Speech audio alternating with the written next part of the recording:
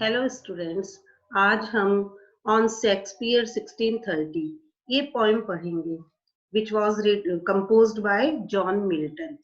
So before coming to the poem, we should try to know about John Milton.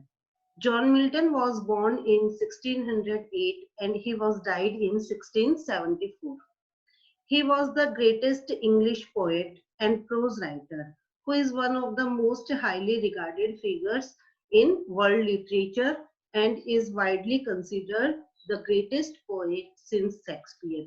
ये एक English में और composition करने वाले पोएट रहे हैं, प्रोज राइटर रहे हैं और बहुत ही अंग्रेजी साहित्य का जो जगत है उसमें बहुत जानी मानी पर्सनैलिटी रही हैं। Often called the Puritan point, Puritan age है और इनके ऐसा माना जाता है कि प्यूरिटन एज जो अपने क्लाइमेक्स पे आई थी और इसकी जो स्टार्टिंग भी रही थी वो इन्हीं के समय से थी, इसलिए इनको प्यूरिटन पॉइंट भी कहा जाता है। He had many of the good traits of the Puritans as well as many of the bad and spent much of his life immersed in political and religious controversy. Puritan age की जो अच्छी विशेषताएं थी, इन्होंने इनको आगे लिया, अपने साथ चलाया, लेकिन इन्होंने जो उस समय समाज के अंदर, देशों के अंदर राजनीतिक और धार्मिक और मतभेद थे, उनका भी जो सामना किया, वो उनका बहुत ही बैड एक्सपीरियंस उनकी लाइफ का रहा हुआ है। On Shakespeare 1630, one of Milton's minor poems, एक ये छोटी कविताओं में से मिल्टन की छोटी जो होती है कम पंक्तियों वाली, उनमें से ये एक पोएम है on Shakespeare 1630. This was his first published work, published in the second folio edition of Shakespeare. Shakespeare का जो दूसरा संकलन था प्रकाशन का, उसमें ये इनका सबसे पहले पब्लिश होने वाली कृति रही है। और वास्तव में ये पोएम क्या है? This poem as a real tribution यानी श्रद्धांजलि जो शेक्सपियर के लिए है, किसके द्वारा? जॉन मिल्टन के द्वारा। उनका मानना है कि there is no need of making any monument in the memory of Shakespeare because he made his place in the heart of his readers. उन्होंने अपने पाठकों के हृदय में और अपनी ही रचनाओं से ऐसा स्थान बना लिया है कि उनके लिए किसी भी स्मारक की जरूरत ही नहीं है कि लोग उन स्मारकों को देखें और इस महान कवि को, लेखक को याद करें। चलिए अब हम इस पोएम को पढ़ते हैं।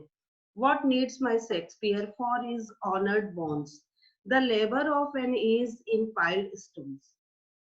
कवि कहते हैं, जॉन मिल्टन कहते हैं कि क्या जरूरत है कि शेक्सपियर के सम्मान में हम लोग कोई ऐसा मकबरा आदि बनाए, उनको पत्थर के अंदर चुन दे, उनकी हड्डियों को, यानी कि उनके नाम को, और लोगों के द्वारा लोगों के सामने लाने के लिए, और हम उसे किसी स्मारक के रूप में बनाए।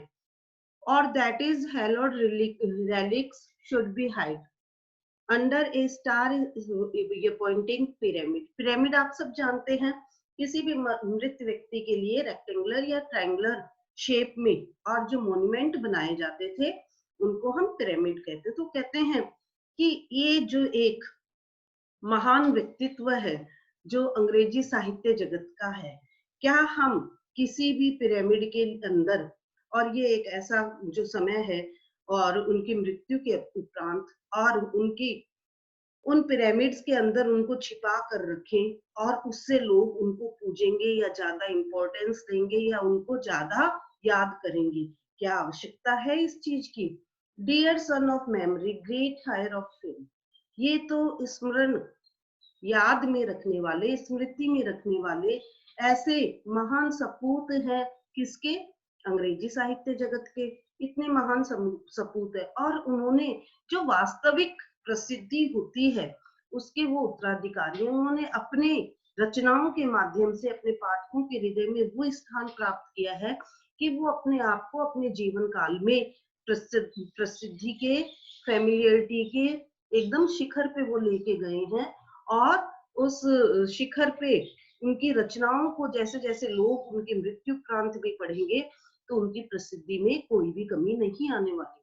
What needest thou such work, witness of thy name? कहते हैं कि इस महान कार्य के लिए क्या जरूरत है स्मारक जैसे गवाहों को, सबूतों को तैयार करने की। उनका कार्य इतना प्रसिद्ध रहा है, उनकी रचनाएं हैं, उनके जो पोएट्रीज हैं, स्टोरीज हैं, प्लेज हैं, वो सब लोगों के हृदय में अपना स्थान बनाए हुए हैं। Thou in our wonder and astonishment, और ये हमारे लिए बड़े ही आश्चर्य की बात है, has built thyself a lifelong monument, कि जिस व्यक्ति ने अपनी रचनाओं से ऐसा उच्च स्थान प्राप्त किया हो, जिस व्यक्ति ने अपने ही कार्यों से लोगों के हृदय के अंदर वास किया हो और आगे हमेशा करते रहेंगे, क्या ऐसे व्यक्ति को किसी स्मारक के अंदर कैद किया जाना चाहिए? और क्या वो एक लंबा जीवन एक स्मारक के अंदर एक लंबा जीवन यानी प्रसिद्धि का माध्यम बन सकेंगे, या अपनी रचनाओं से ही लंबे समय तक जीवन मतलब अपने आप को जीवित रखेंगे? For which to thus in shame of slow endeavoring art, लेकिन कवि जो कहते हैं, जॉन मिल्टन का ये मानना है कि मुझे तो लगता है इस प्रकार की कला उनके लिए हम अपनाएं, यानी कोई भी जो मोन्यूमेंट बनाएं वो ऐसे महान व्यक्ति के लिए एक शर्मसार करने वाली बात है।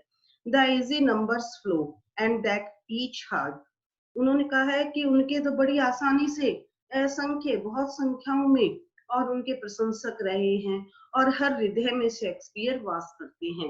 हैड फ्रॉम द लीव्स और दाई अनवैल्यूड बुक, और ये हृदय में वास करने का जो स्थान है, जो उनकी बहुमूल्य किताबें हैं, उनकी जो पृष्ठ लीव्स यानी उनके पृष्ठ जो है, पन्ने जो हैं, पेजेस जो हैं, उनमें लिखी हुई रचनाओं के माध्यम से वो स्थान बना है। Those Delphic lines with deep impression took, then thou our fancy of itself bearing.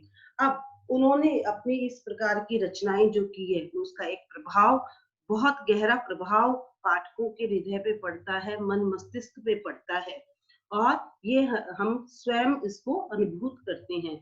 Tossed make us marble with too much conceiving, और इस प्रकार किसी भी संगमरमर के मार्बल के मकबरे में उनको कैद किया जाना कहीं किसी भी दृष्टि से उचित नहीं है। And so sepulchred in such form lost life, sepulchred वही कि किसी महान व्यक्ति, किसी बड़े व्यक्ति को मृत्यु उपरांत किसी मकबरे के अंदर बंद कर दिया जाना, यानी कि कोई भी स्मारक। तो ऐसे व्यक्ति के लिए किसी भी प्रकार से किसी भी मॉन्यूमेंट के अंदर मृत्यु उपरांत लिटाना उचित नहीं है। That kings for such a tomb would wish to die, और ये तो किसी राजा की इच्छा रहती है अपने मृत्यु से पूर्व कि मैं मृत्यु के उपरांत टॉम यानी कि मकबरा, उसके अंदर मुझे मेरी मृत्यु के उपरांत लिटा दिया जाना चाहिए। इस प्रकार हमने ये पूरी पॉइंट पढ़ी है, और इसमें हमने केवल और केवल एक चीज जो सबसे मेन है, सबसे इंपॉर्टेंट है, कि जॉन मिल्टन ये कहते हैं कि शेक्सपियर जैसी महान हस्ती को, जो इतना पॉपुलर पर्सनैलिटी रहा है, उन्होंने अपनी रचना के माध्यम से और अपने पाठकों के हृदय में वास किया है और आगे भी हमेशा करते रहेंगे। तो ऐसे व्यक्ति के लिए किसी भी स्मारक की कोई भी आवश्यकता नहीं है। अब आप ये पॉइंट पढ़ेंगे और इसमें से जो क्वेश्चंस इसके टेक्स्ट में दिए हुए हैं वो आप सॉल्व करने की, उनको उनके आंसर्स देने की ट्राई करेंगे। Thank you.